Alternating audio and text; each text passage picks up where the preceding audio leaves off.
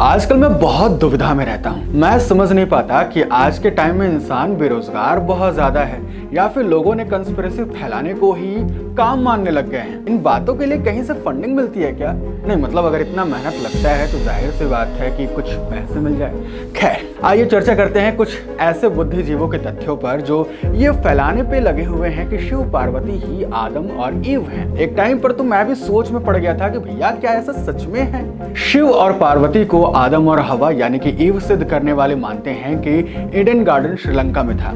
श्रीलंका आज जैसा द्वीप नजर आता है ये पहले ऐसा नहीं था।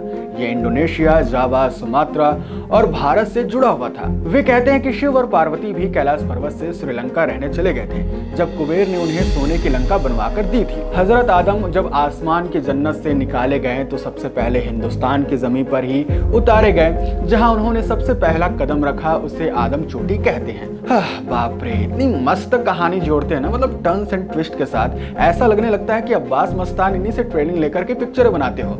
सुन के तो मुझे भी लगता है कि भाई सच है क्या ऐसा? खैर, जैसा कि हम जानते हैं कि भगवान शंकर को आदिदेव भी कहा जाता है। शंकर के दो पुत्र थे, गणेश और कार्तिकेय। जैसा कि कहा गया है कि आदम के भी दो पुत्र थे, केन और हाबिल। कैन बुरा और हाबिल अच्छा।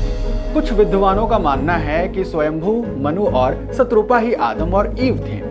शिव का पहला विवाह राजा दक्ष की पुत्री सती से हुआ था जो आग में कूदकर भस्म हो गई थी। उनका दूसरा विवाह पर्वतराज हिमालय की पुत्री उमा से हुआ था जिन्हें पार्वती कहा जाता है। पार्वती से भी उन्हें एक पुत्र मिला। प्रमुख रूप से शिव के दो पुत्र गणेश और कार्तिकेय हैं। गणेश जी की उत्पत्ति कैसे हुई ये सभी जानते हैं। ये शिव और पार्वती के मिलन से नहीं जन्मे थे। शिव के दूसरे पुत्र कार्तिकेय का जन्म शिव और पार्वती के मिलन से हुआ था। शिव का तीसरा पुत्र था जिसका नाम विद्वकेश था। ये एक अनाथ बालक था जिसे शिव और पार्वती ने पाल पोस कर बड़ा किया था। इसका नाम इन्होंने फिर सुकेश रखा था। शिव जी का एक चौथा पुत्र था जिसका नाम जलांधर था। इससे जलांधर उत्पन्न हुआ जो शिव का सबसे बड़ा दुश्मन बना। इस तरह शिव के कई पुत्र थे जैसे कि अंधक, शाश्वत, भूमा और खुजा। शिव की कथा और आदम और ईव की कथा जरा सा भी मेल नहीं खाती है। दुनिया के पहले इंसान के संदर्भ में सभी धर्मों की मान्यताएं अलग अलग है। ईसाई धर्म और इस्लाम में आदम और हवा यानी कि ईव, जैन धर्म में ऋषभ देव, लेकिन बौद्ध धर्म में विशेष रूप से पहले इंसान का कोई भी उल्लेख नहीं मिलता है। ये सभी कथाएं अलग अलग धार्मिक मान्यताओं के अनुरूप ही पहले इंसान और उसके अस्तित्व, उसके जीवन के प्रारंभिक पहलुओं को दर्शाती है। वैसे आपका इस पर क्या ओपिनियन है बताइएगा जरूर।